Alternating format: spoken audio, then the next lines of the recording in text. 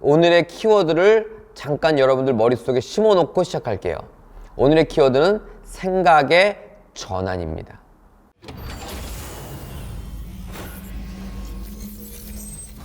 경매가 입찰, 낙찰허가, 확정 이러한 절차가 사실은 있습니다.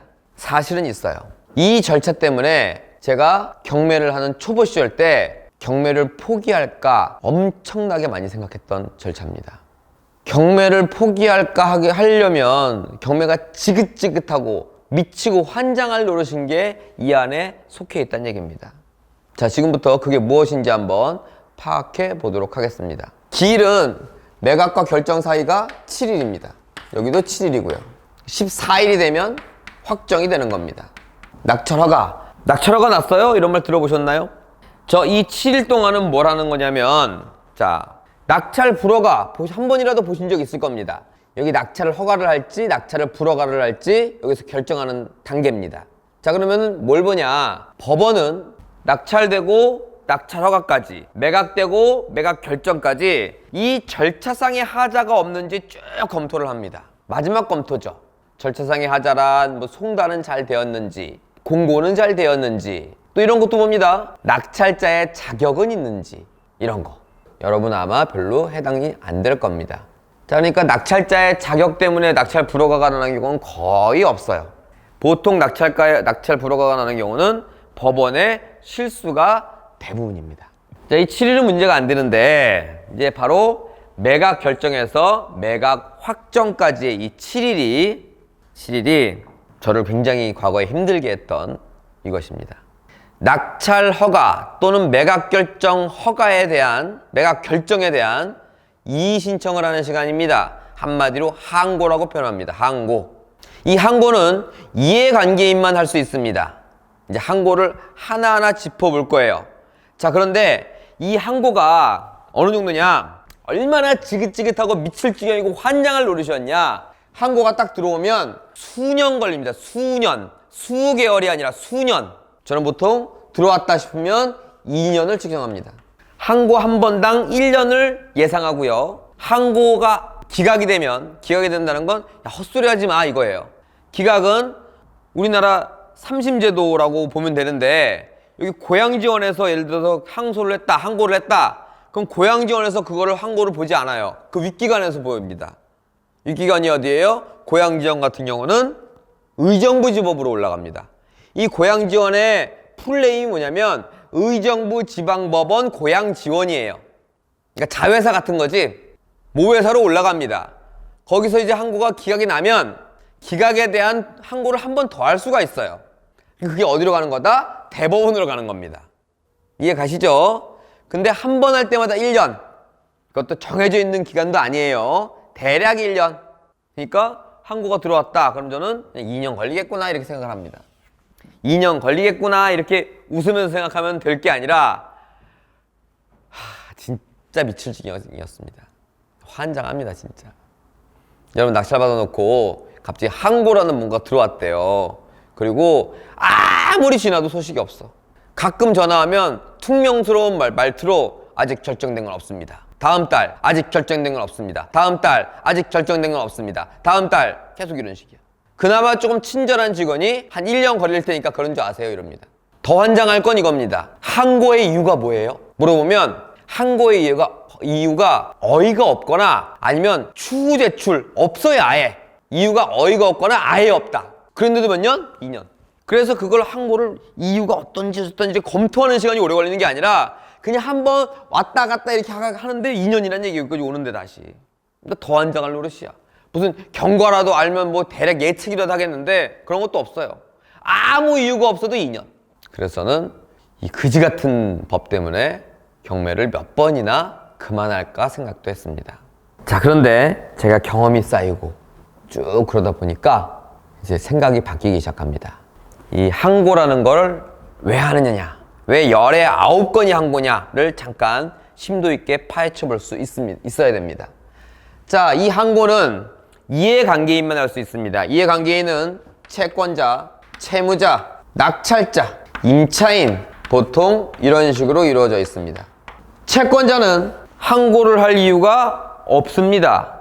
왜? 채권자는 돈 받아야 될 사람입니다. 지금까지 시간 것도 지긋지긋해요. 근데 또 시간을 2년이나 지긋지긋 끌라고 미쳤습니까? 항고하게 안 합니다.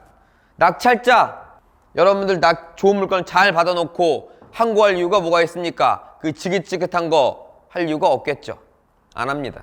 자, 문제는 뭐냐? 채무자입니다. 채무자는 2년의 시간을 끌면 집이면 본인이 2년 동안 더 살 수도 있습니다.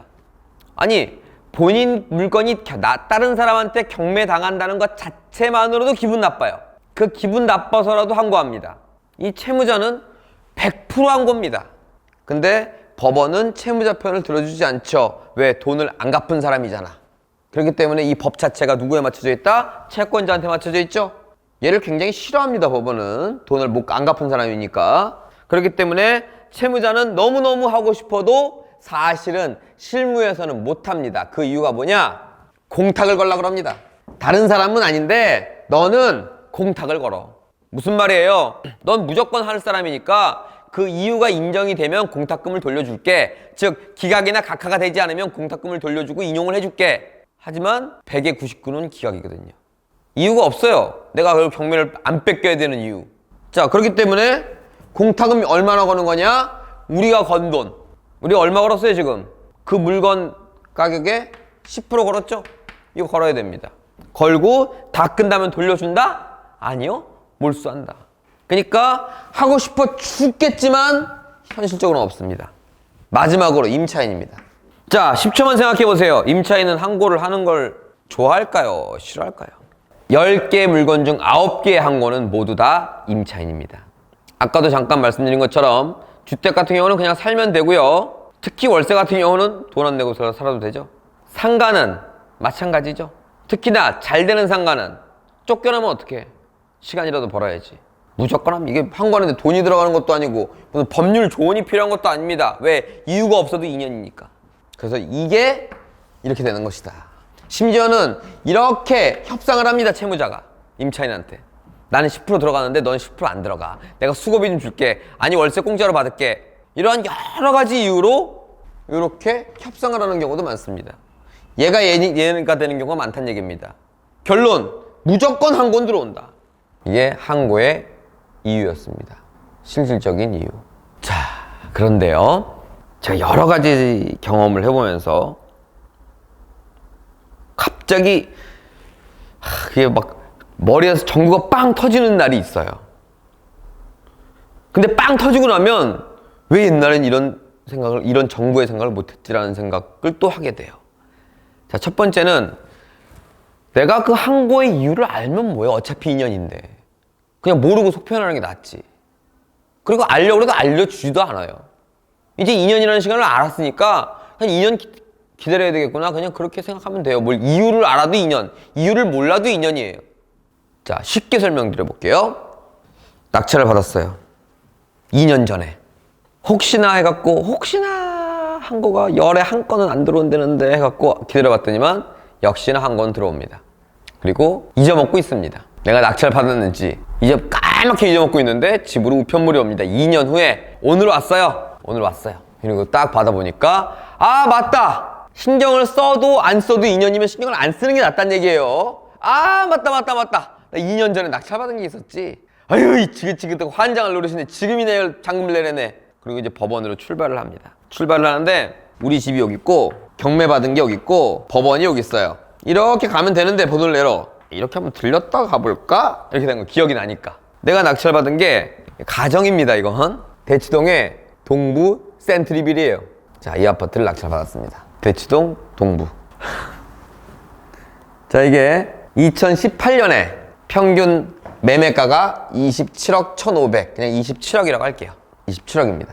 근데 27억이면 뭐합니까? 내게 아닌데. 이때는 낙찰만 받아놨는데 27억 1,500인데 27억에 받았어. 고작 1,500만 원밖에 못 사게 받았어. 낙찰도 제대로 못 받아 죽겠는데 한국까지 들어가고 아직 이런 느낌이에요.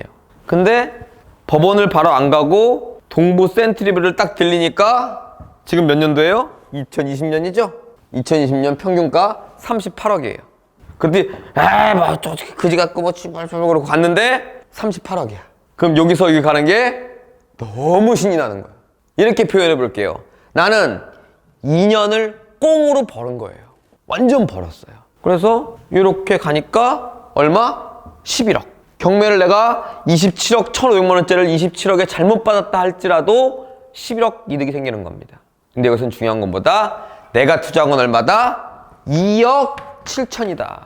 27억이 아니고 2억 7천을 넣어놓고 2년의 미래 가치를 그냥 꽁으로 벌었다. 이런 일이 발생하는 겁니다.